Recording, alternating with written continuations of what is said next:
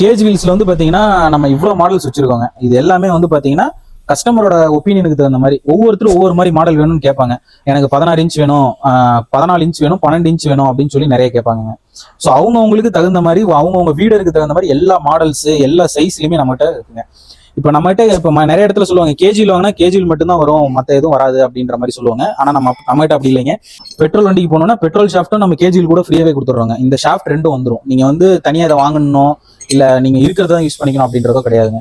ஒரு set gauge வீலுக்கு உங்களுக்கு கூட இதுவும் கொடுத்துருவோம். நம்ம கிட்ட மேக்ஸிமம் கேஜ் வீலோட பிரைஸ் 3800 தாங்க மேக்ஸிமம் பிரைஸ். இவ்வளோ மாடல்ஸ் வந்து இந்த வீடர் அட்டாச்மெண்ட் நம்ம நார்மல் நிப்டியும் ஸ்டாண்டர்ட் அக்ரோ வீடர் எதுல வேணாலும் வந்து பாத்தீங்கன்னா பெட்ரோல் டீசல் எல்லாத்துலயுமே வந்து இதை ஃபிக்ஸ் பண்ணிக்கலாங்க. பார் இது வந்து வண்டியிலே வர வச்சிருங்க.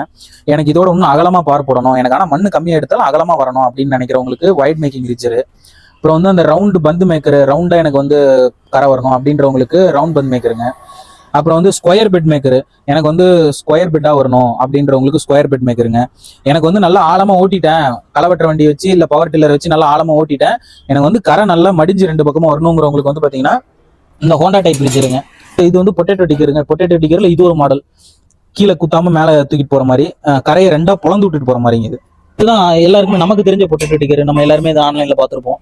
டிஸ்கிலே வந்து கரை ஃபார்ம் ஆகிற மாதிரி, கரை வந்து ஸ்கொயராகவும் இருக்காது ரவுண்டாகவும் இருக்காது. பட் ஆனால் அந்த டிஸ்கிலே வந்து என்னன்னா வண்டிக்கு இது ஃப்ரீயா இருக்குங்க.